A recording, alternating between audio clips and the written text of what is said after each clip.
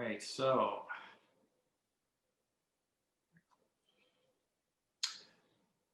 hello, welcome back. My name is Kevin Zadrill. I am the host of this podcast, and we're focusing on the recent book, All Eyes on Me.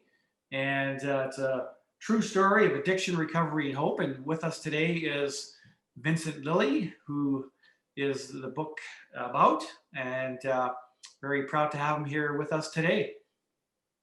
Thank you for having me.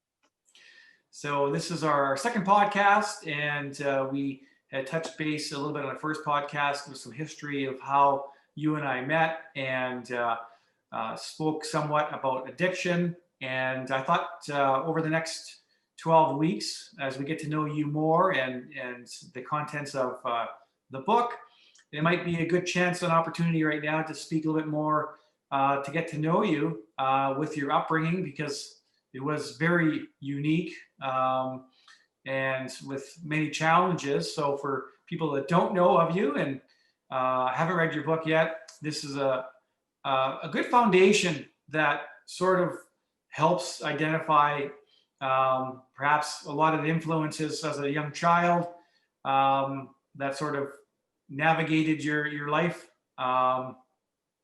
So I know for yourself, one of the challenges as a very young child was when you were diagnosed with hemophilia.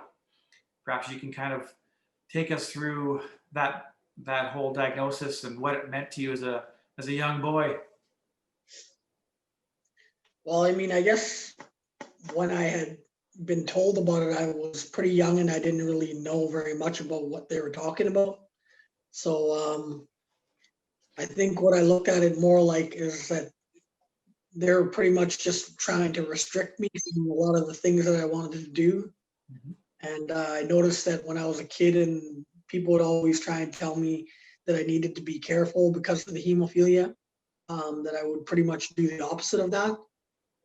And because I just, I didn't feel like, they made it seem like like this should slow me down or something, but really, I felt like a normal kid. So I just pretty much probably just did the exact opposite of whatever they would tell me not to do. What was the concern having that diagnosis of hemophilia as a kid?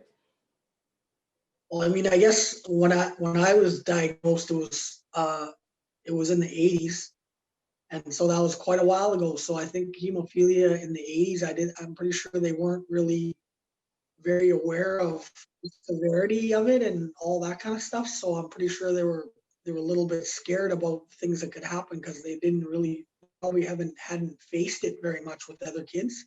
Mhm. So I think they were just they wanted to be very cautious because they didn't know the limits, the limitation that it had. And so yeah, I guess they were just they wanted to be very careful because it was like, for instance, it was like with this kind of like with this coronavirus, they say that they don't like it's kind of new, so they're a little bit skeptical of what can happen. So back then they weren't really familiar with what the possibilities were with it. And what could be some of the health effects with that sort of diagnosis? Well, it's basically just like I'm missing a factor in my blood, so my blood doesn't clot on its own, and so I basically have to take injections twice a week just to. It's an anticoagulant that clots my blood, and so when I if I get hurt, the injury will progress a lot faster than a normal person. When you were a young boy, a baby, basically, now your mom suspected something was not quite right because of the bruising that she was seeing on your body. Can you speak a little bit about that? Well, yeah, I think it stuck out fairly quick for her because obviously at the age when they had found out I think I was little, like I was a little baby, so I was crawling, I think, in that, walking around crawling, I think. So I had been getting these injuries to my knees and to my ankles where it would pretty much just swell up like really big. And so, she said there was multiple times when she knew that something was wrong because I would try and stand up to walk and I would just fall over. And it was because I had an injury to my ankle or to my knee, and it was just like a big ball, like big swelling, like not normal for a kid, right? And obviously I'm the youngest of four boys, so she's very aware of with the other brothers, any injuries that they had were nothing like this. Mm-hmm. So she was definitely more protective in terms of keeping you safer. But of course, being a young kid, that's last on your mind. They in the book you mentioned that they had a particular way of trying to protect you with your legs and braces. Oh yeah. Well, pretty much, yeah. What they would do is they would put me in casts if ever I had an injury to my ankle or to my knee or to my leg somewhere. They would put casts on me, even though the bone was never broken. I had never broken a bone in my body except for my nose. But yeah, even though the bone wasn't broken, they would always put casts on it to restrict the movement. Because as a kid, obviously, even though that I had an injury, I didn't act like I did. I would try and still be normal and do crazy stuff. And so they would have to cast it in order to limit the movement. So you had these casts on. You're trying to hang around with your brothers and your friends, and of course, these casts are in the way. But as you mentioned in the book, you were pretty adamant not to wear those casts, and often you would be found trying to take them off. Yeah. Usually if I had a cast on and my mom went out and came back home, that would probably be the first thing she was worried about when she'd come back. If she couldn't find me, she knew that she'd just be going to the washroom and find me in there, likely in the bath, trying to soften the cast up so I could cut it off. Yeah, very creative. Um, Now, the consequence, though, as we spoke about in the book, was when you started to go to school. Even as a young guy, you did notice that for reasons that you weren't maybe understanding, kids were treating you differently. Well, I think the teachers had a big contribution to that because of the fact that just like the doctors in the very beginning finding out about it, when they found out about it and were told about it, they were obviously very scared and worried about me, and obviously they don't want to be held liable for any sort of injury that happens while I'm in their class or whatever. So they would tell the kids, like at recess and stuff like that they need to be careful with me, and they would always make sure that everybody was aware of it, just so that they could avoid any sort of incidents. And for you, then you started to notice that you're being treated differently. You weren't part of the group.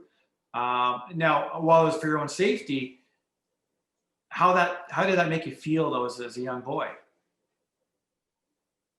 I think if anything, it had more of an effect on me than let's say the doctors actually telling me that I had the disease, because it was like they told me that I had the disease, but I didn't let that bother me. I still did what I had to do, what I wanted to do. But when these kids and all that were told about it and they started to treat me different, that affected me more because, it was like in my area where I would, try to have fun with kids and stuff like that. And the kids wouldn't really want to play with me, or they would make fun of me and pick on me. So it wasn't very fun. No, for sure. And so as growing up and you're trying to establish friendships, but you're not being included in that, schools were trying what they thought would be in your best interest, but at the same time, when you're trying to be a young kid and you're not able to, um, the schools were starting to have a bit of a reputation for yourself, right? That how they were going to look at yourself. You had brothers coming through that were older. We spoke briefly that the the life around your home wasn't a normal lifestyle. Life around my home? Yeah, in terms of just, there wasn't the supervision, right? So there was a lot more time for yourself and your brothers to kind of do what you wanted to do. But because of that, there was a bit of a reputation starting, that as you were starting to enter the school system, they already had, the schools had ideas in terms of what you should, maybe how you're going to behave. And already they were kind of changing their attitude towards you. Well, I mean, I started obviously when I got picked on in school or bugged in school. I obviously did what probably a lot of kids would do is, um, kind of like stick up for themselves and whatever, right? So um, it's pretty ironic because literally what happened was like uh, the schools kind of told the kids that I was weak, right? So the kids took advantage of that. They tried to take advantage of that, and I turned into a fighter. I turned into a kid that was fighting in that to kind of like protect myself, and then they would punish me for that. So that's why I said it was kind of ironic because it's like they created what out, like, not to say that it's not an excuse, but I mean it's the reality that they created this, and then they wanted to punish me for how I was acting when I was just a kid and I was doing what I had to do, right, to protect myself. Definitely. And I think that really came to a head as you're entering, I guess, grade 7. And you were pretty excited to be going to a new school, to be with your friends. But then something very traumatic happened to you, when you came to school that day. Oh, you mean when I went to junior high or high school or whatever in grade 7? Yep. Um, I guess what happened was I was pretty excited to actually get out of that school because it was the elementary school that I was in that started this whole thing with the hemophilia, where they started killing all the kids, and that's where a lot of the fights happened. So I was pretty excited to get out of that elementary school, go to a new school where I would actually be able to hang out with all my friends. And so when I got moved from that school to the new school, the high school, they ended up putting me into a classroom called the Hut. It was a classroom that was a building that was actually outside of the school, and it's completely by itself. And so this is kind of like a rubber room, or where they put the kids that don't behave or whatever. So they put me in that classroom, and I wasn't even allowed to go into the school. If I was to go into the school, I would get charged with trespassing or stupid stuff like that. So it was pretty hurtful because I was just secluded, and I wasn't able to wasn't able to hang out with my friends. I mean, obviously we could hang out at lunchtime at McDonald's or something, but I mean, that feeling of uncomfortable, the uncomfortable feeling was still there, that I had to kind of stay away from that part of the school. So yeah, it was kind of shitty. And yet, your mom had tried to speak to the principal to negotiate, to give you a chance, and you weren't even given that chance. No, I think yeah, I think I was just labeled, and I guess once they label kids, they just don't want to take the chance, and they say that they don't want to take a chance on affecting the other kids' education, Mhm. by letting these other kids into the school. So that you were about 8 years old at that time. Um, Eight, when I nine, went, almost no, 10, 12, maybe getting closer to 12. 12, yeah, around 12, 12 Okay. or 13.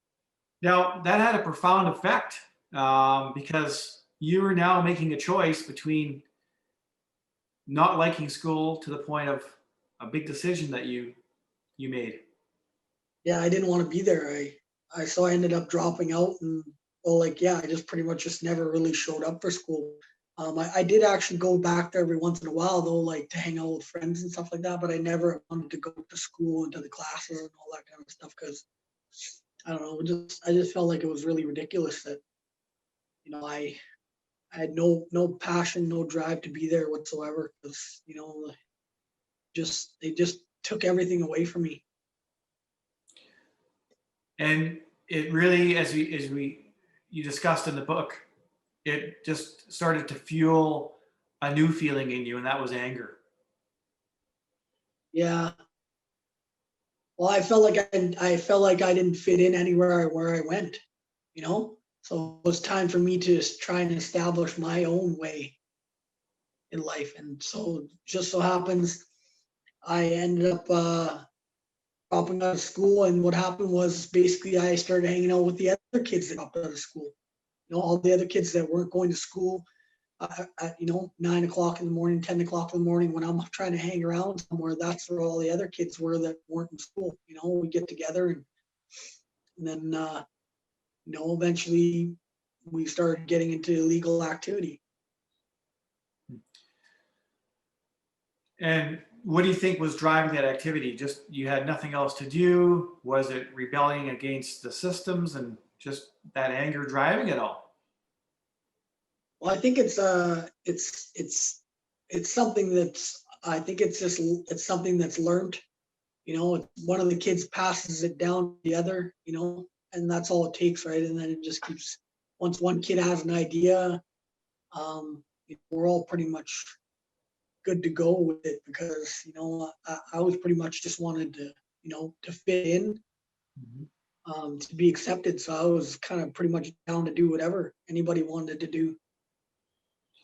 And in the book, you talked about how the older kids were showing you guys, the younger kids, uh, about crime, about theft, and they were kind of grooming you.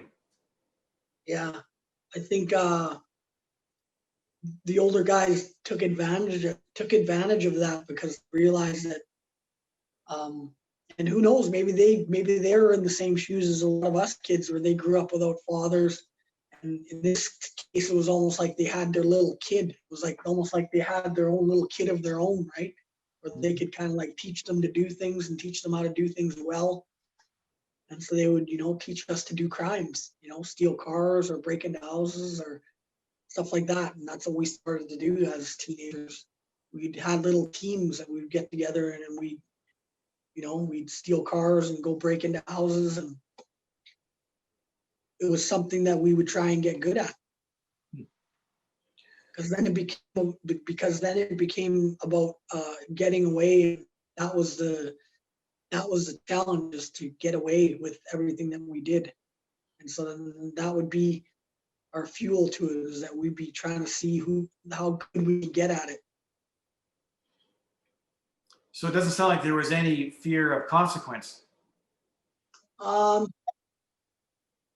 I think of course, there was fear there, but I think the feeling that we got from doing from committing crime and stuff like that, it was almost like a drug. You know what I mean? Because the adrenaline in that, it's pretty intense. Obviously, as a kid too. So I think once you did get over that fear, once you did get a little bit of a better handle on that fear, that adrenaline would feel even better. So I think we got a little bit of addicted to that feeling. Because it's a real, I don't really want to get into crazy detail, but I mean, like, the feeling that I got when I would break into a house and be in somebody else's home, and not know whether someone's home or whether someone's going to come home while I'm there, is a pretty intense feeling, especially as a little teenager, right? Mm-hmm. Was there a lot of drug use at that time between you guys? I think at that time, it was mostly just like the smoking weed was pretty much where it started. Yeah, there wasn't really much hard drug use going on around in the people that I was hanging around with. So your mom at that time, single parent, 4 boys, where was she in all of this? It must have been overwhelming for her. Where was she? Yeah. We always talk about in the book supervision and lack of that. How much of an influence is it when parents are losing control? Well, I mean, for my mother, it was a little bit different for her because around this time was around the time when she started to actually um, when she started to, kind of get her life back on track. So, she was a teacher at this point. Was busy doing her thing, right? And so it was hard for her to kind of keep eyes on us also. Mm-hmm. So at that time, it was just doing what you wanted to do, and I would imagine staying out all night long as well. Yeah, pretty much that's what we would do. We did pretty much what we wanted because it was hard for we knew that it was hard for my mom to keep an eye on us. Mm-hmm. And so we took advantage of that, right? Because we we were good at we were good at what we did. So that was what the thing was. Yeah. And this was eventually going to start leading into interactions with the police, again, at a fairly young age. Um, and but that still never really stopped you guys from, as kids, doing what you wanted to do out there in the communities. Yeah, no, I guess I did end up going to jail at 14, but the problem with that is that my mom, uh, she would always come and get me out of jail. Me and my brother Darcy, who's 18 months older than me, we were pretty much really close, and we would, do crime and do drugs and drink and all that stuff together. But she would always come and get us out of jail right away when we go into jail, and so I just kind of felt like I didn't get a chance to feel the full effect of what I did. I don't want to put my mom down or anything because I know that if I was a parent, I would have a hard time not doing that too, right? You want to get your kid out of that, Mm-hmm. and so, but ultimately, I just I I didn't get much of a chance to feel the sting of that, and I think it was a lot easier for me to just keep doing what I was doing because it didn't really feel much of a consequence for what I did. Mm-hmm. So that's an important piece that you spoke about often in your book. That if had you maybe spent more time, because at 14 years old, that's a scary experience. For sure, I think that's the time when things need to be nipped in the bud. You know what I mean? Like, and obviously, I can understand as a parent, you don't want your kid to go through that. You know what I mean? And that's it's a natural thing to do is you want to get your kid out of that. So for them to call and say your kid's in jail, your first instinct is you want to get them out. Mm-hmm. It's natural, but I mean, um, ultimately, the best thing to do is just leave them there, let them fade.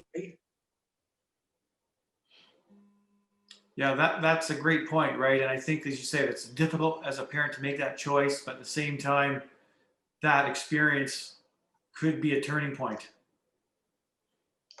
Yeah, Because you described what it felt like as a young kid, at the youth center, and the fear that you had.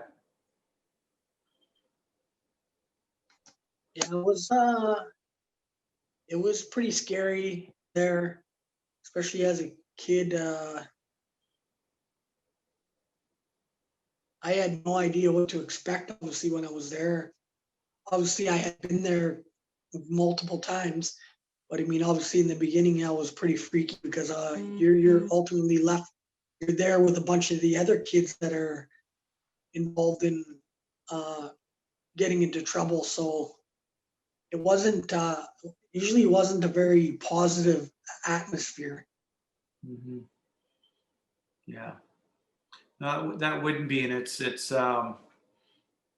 I think it's a good takeaway for parents of giving them a sense of what they could do or not do if they're finding their own children following that sort of pathway, and maybe giving them some direction that might help bring their kids back, and giving them some structure.